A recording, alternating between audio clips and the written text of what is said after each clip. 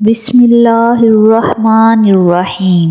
شروع اللہ کے نام سے جو بڑا مہربان نہایت رحم والا ہے۔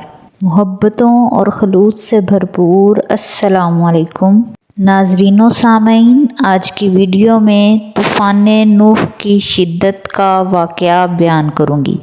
جب حضرت نوح علیہ السلام اور ان کے ہمراہ صاحب ایمان لوگ کشتی میں بیٹھ گئے اور طبقہ پوش اوپر رکھ لیا تو یکایک پہاڑوں پر سیاہ بادل نمودار ہو گئے، جس سے گرم ہوا چلنی شروع ہوئی جو تمام عالم اسلام میں پھیل گئی۔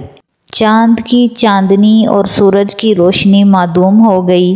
اس وقت یہ معلوم ہوتا تھا کہ ساتوں آسمان پانی ہو کر زمین پر آ رہے ہیں اور زمین کے تمام چشموں میں سے ساتوں سمندر نکل آئیں گے۔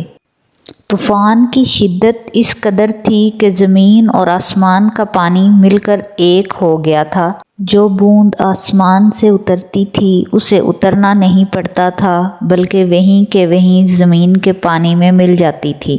کشتی نوح میں بھی اس قدر اندھیرا تھا کہ ہاتھ کو ہاتھ نظر نہیں آتا تھا۔ حضرت نوح علیہ السلام گھبرا گئے اور سجدے میں گر گئے اور اللہ تعالیٰ سے دعا کرنے لگے، اے اللہ، ہمیں روشنی عطا فرما ورنہ ہم ہلاک ہو جائیں گے۔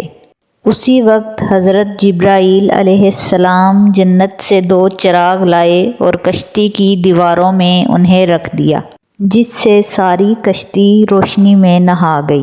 مگر عالم دنیا میں وہ تاریکی، اندھیرا اور پانی کا عذاب نازل ہوا کہ خدا کی پناہ۔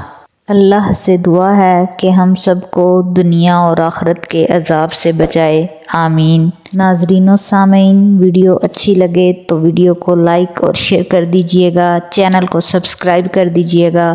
ملتی ہوں اگلی ویڈیو میں اگلے واقعہ کے ساتھ۔ اللہ حافظ۔